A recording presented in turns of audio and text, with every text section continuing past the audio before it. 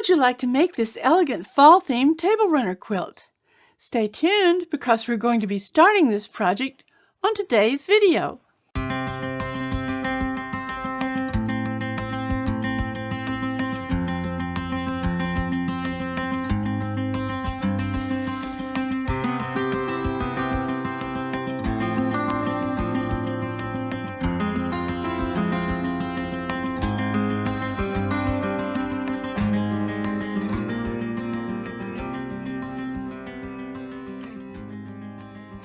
With the leaves outside just beginning to turn colors here and Thanksgiving drawing near, I've designed a new quilting project for the season.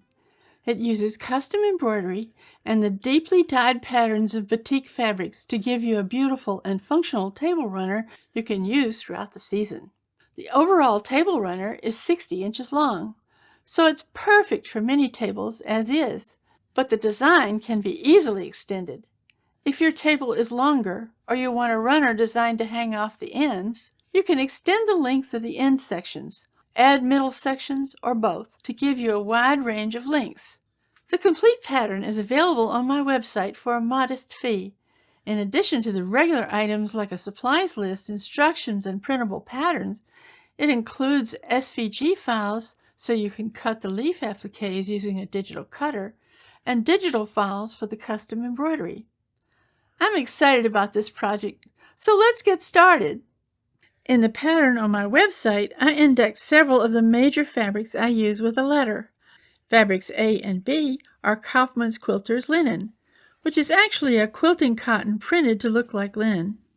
They have a soft hand, and the subtle linen pattern will make perfect background panels for the end sections and the middle sections of this quilt. C is a Moda quilting cotton called Dark Gray Grunge. We'll use it to make the borders around the darker quilter's linen and our binding. D is an Island Batik in their foundation series called Pebbles Coffee. We'll use it for the center section's background and for the borders around the lighter quilter's linen. E is our backing fabric, a Hoffman Batik in their Bally Dot series. The rest of these fabrics are for cutting appliques and leaf shapes.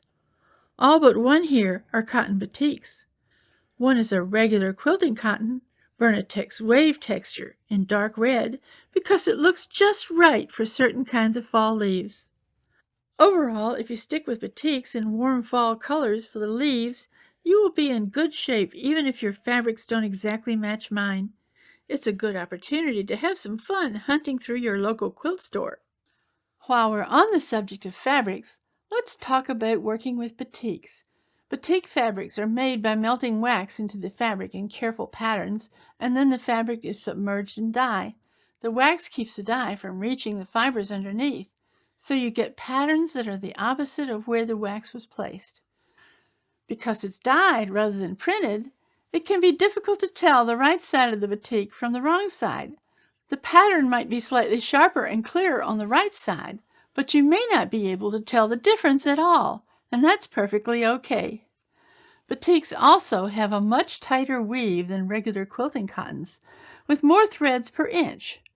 You may need to use a bigger, sharper needle, a heavier thread, or both, especially when stitching through multiple layers of batik fabric and interfacing our fusible web. Otherwise, you might have problems with your thread breaking, as I did in some earlier tests. Now let's talk about threads. I ordered a selection of Wonderful threads to use in this and other projects, and I have them laid out here so you can see how they fit with the fall colors in this project. I will probably end up using only some of them in this project, and I may need one or two others, but this is most of the range I'll be selecting from. I'll talk about specifics as I use them. I already cut the panels for the end sections and the mid sections off camera and the strips for the borders of the mid sections, but the process for cutting each piece is largely the same. Fold the fabric carefully so that the folds go across the grain and everything is nice and straight. Fold it first in the middle and then in the middle again. It's really important that the folds are straight and square and that the layers underneath are flat on the table and there are no hidden wrinkles. Line the fabric up along the lines of your cutting mat, both the horizontal line and the vertical. Take your ruler Measure over the width of the strip you need to cut and place it down so that the edge of the ruler is perfectly parallel to the edge of the fabric. Press down on the ruler with your hand, keeping your fingers out of the path of the roller cutter, and cut smoothly from edge to edge. Always lock your roller cutter for safety when you're done. Now unfold the strip of fabric you cut, and you'll notice that because our folds were straight and square, the strip of fabric we cut ended up perfectly straight as well. Use the same process with the cutting mat and ruler to subdivide the strips into pieces that are the final length you need. Repeat this process for each of the fabrics with the different size pieces you need, and we can move on to the next steps. There are a lot of applique leaves in this project, so if you can use a digital cutter for this, I encourage you to do so. With my pattern, I included files to cut all of the leaves you need using either larger or smaller sheets of fabric in case you have a cutter that can only handle letter-sized pages. For the larger sheets, I cut the Heat and Bond Light, which I buy by the yard, into 15-inch by 15-inch squares before ironing them onto several colors of fabric. Then I trimmed the squares and web to about 14.5 inches square, which is the size I need for my scan and cut. I prepared some smaller sheets of fabric similarly, with Steamer Seam 2 Light to cut leaves for the center wreath. I used the Steamer Seam for these because I will need to be able to test their placement, adjust it, and then iron them all down. With both products, it's particularly important that you get the webbing fully ironed onto the fabric so it doesn't try to stick to the cutting mat on the digital cutter. If you're cutting the leaves by hand, you can buy smaller size sheets of either one so you can print the designs on the backing with an inkjet printer, iron them on your fabric, and cut them out with scissors. You don't have to trace them. For cutting the leaves, I'm using my brother's Scan & Cut SDX 125E, and I will show you what I found works best for this. Of course, please check with your cutter instructions if your machine is different. Open Brother Canvas Workspace, which is a free downloadable program from Brother. Select File from the menu and then Import from your computer. Then find the SVG files you downloaded from the pattern and select the one you want to work with. Let's start with a page-sized set of leaves. You may want to select all the leaves using Ctrl+A and move them to the center of the image of the mat. Select Export, Transfer, FCM File, and click Transfer the FCM file via the Internet. Unless this is the first time you're using this setup and you need to register your machine, you should get a notice that the registered machine is ready to download. Now, at the Scan & Cut, take a sheet you prepared earlier and remove the backing paper from the Steamer Seam. I'm using the low-tech adhesive mat, which has a turquoise stripe. It's very important that the fusible web is firmly ironed to the fabric before you put it down on the mat. Otherwise, when you're done, the fabric might come apart from the web and leave the web behind on the mat, which is difficult to clean. Place the piece right side up, with the sticky side of the Steamer Seam down on the mat. This is a 12 by 12 mat, but the fabric is closer to letter size, and I've found that if I line up the fabric at about the 1-inch mark on the grid, the cutting designs will be placed about right. I'm using some Scotch tape to give the edges a little extra hold down onto the mat. I've found it works really well, especially at the corners. Place the mat on the machine up against the bumper guide on the right and make sure it's even at the roller. Press the Load, Unload button. Choose Retrieve Data and then From the Internet. The design you exported from the computer will load onto the machine and appear on the picture of the mat on the screen. Touch the scan icon.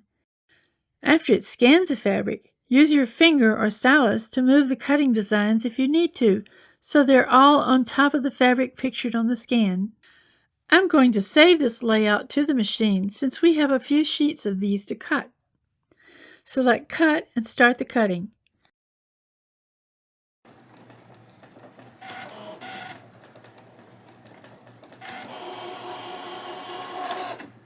When the cutting is done, press Unload and it will release the mat. remove the Scotch tape. Carefully peel off the large outer piece, and it will usually leave behind the perfectly cut applique pieces on the mat. Remove these, but be a little cautious so you don't pull them out of shape. Use a spatula tool, and it can help. Now, repeat the process with the file for the next set of leaves and the next color fabric until you have all the leaves you need. The pattern includes a template that will help with placing both the wreath of leaves in the center panel and laying out and placing the embroidery on both the center panel and on the end sections. I've printed the sheets here so we can put it together. Take one of the pages and trim off the waste material from an edge with a ruler and a rotary cutter. Tape it all to the adjoining page. Cut the edges needed to assemble the other two pages. Tape them together as well. Finally, tape the two pairs of pages together, being careful to align the templates so you get straight lines and a complete circle. You can also trim some of the margin off of the completed template to make it easier to work with. Now you will want to take the completed template and trace all the lines onto the fabric you cut for your center panel using a light table.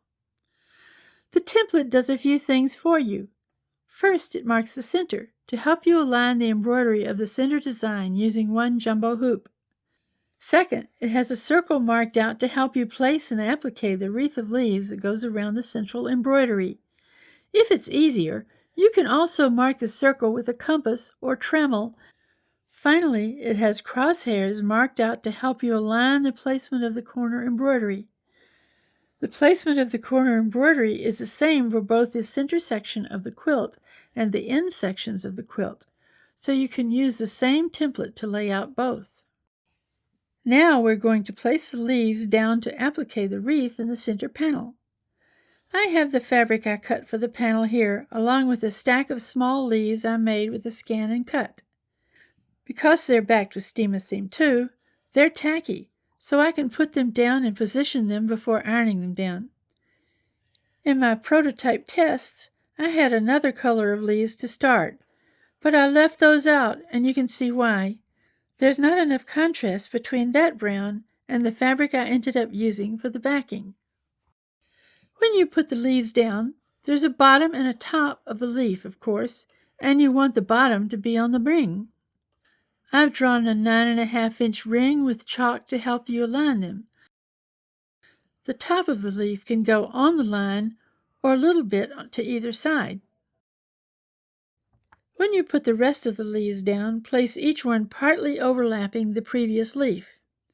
If you want to have more variety in the orientation of the leaves, you can shift the top to one side or the other. Just make sure the bottom of the leaf is aligned with the circle. That's what gives you a nice even wreath shape at the end. The different types of leaves and colors will help this really stand out on your quilt.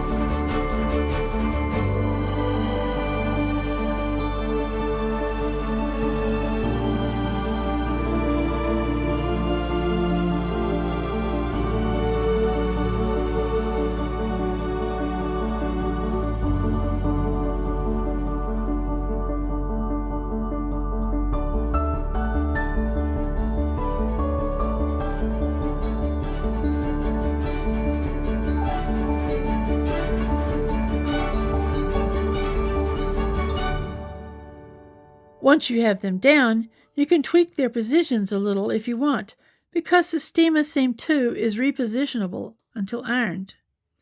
To iron them down, I have this silk organza pressing cloth, which you can see through to make sure everything is going down evenly. Another nice thing about the silk is that the steam goes through it easily. I'll put a link to the press cloth with this video because it's something I find really handy. Now it's time to place the applique leaves for the end sections of the quilt. I have the background fabric for the end section here, and I've reinforced it with some Pellon SF101 fusible interfacing. I think that will help the quilt lay flatter when it's on a table. I have a whole stack of leaves that I've cut and sorted a lot out into piles of colors to make this easier. Now remember, the border will cut a bit of the panel at each corner. You'll also have a seam line going around the panel. Otherwise, it's cut to the exact size the panel will be, so this is really about the frame size for the whole thing. I've marked an arrow toward the end of the quilt we're working on with a Quilter's Choice silver pencil, which comes off easily. Think of it as the middle of the quilt being the sky and the end of the quilt being the ground. So you have leaves falling from the sky, landing in a pile of leaves on the ground. I'm going to start putting leaves down. It doesn't have to be a huge number of leaves, but a pretty trail with different shapes and colors. Just play with the arrangement until you like it. There's no specific pattern for this.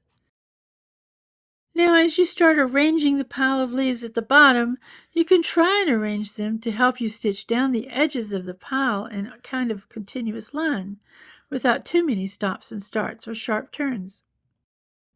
It won't be completely continuous, but you can eliminate some of the stops and starts if you're careful.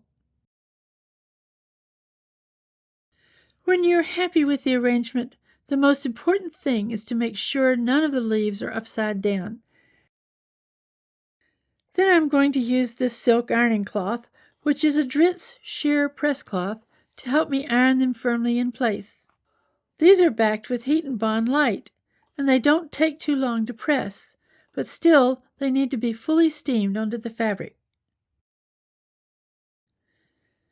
Now let's work on the other end. I have them set here so I can look at both of them at the same time. The two ends don't have to be symmetrical. They are just the same in concept, and you want about the same number of leaves at each end.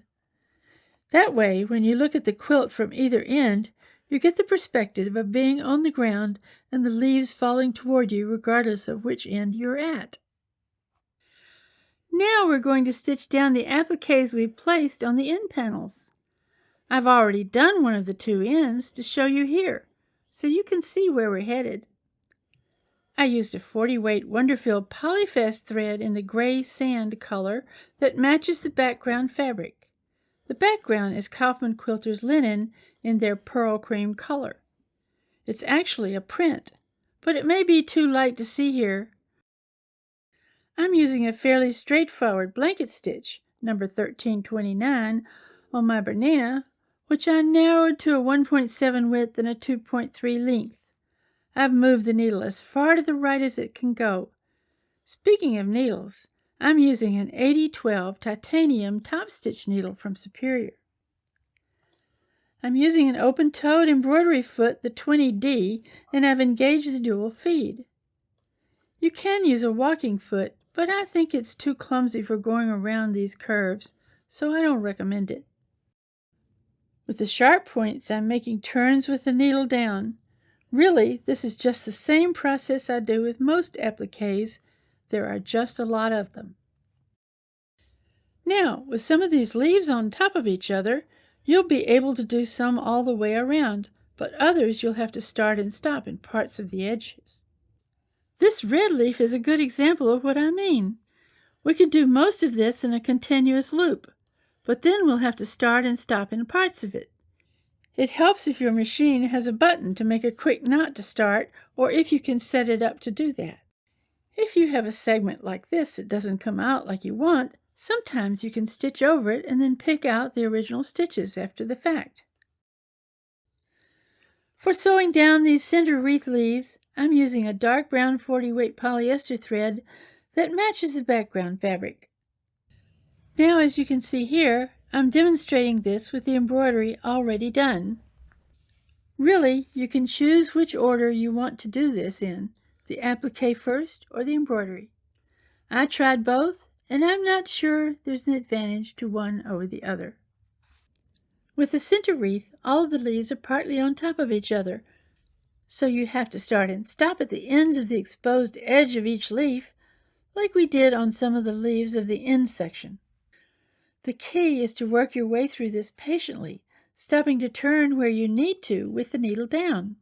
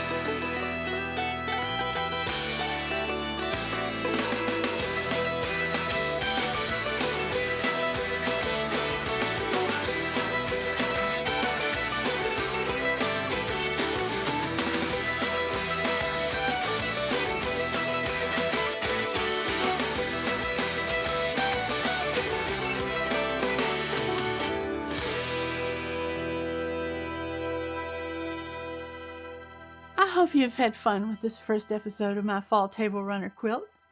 Next time we'll finish up the quilt top, so we'll have all of our applique, embroidery, and piecing done before we move on to the final quilting and binding.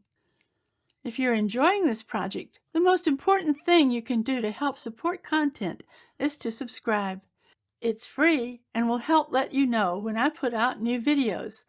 Liking the videos or sharing links with friends would help also. As always, if you have any questions or comments, please post them below, and I'll try and get back to you as soon as possible. See you next time. Until then, have fun in your studios.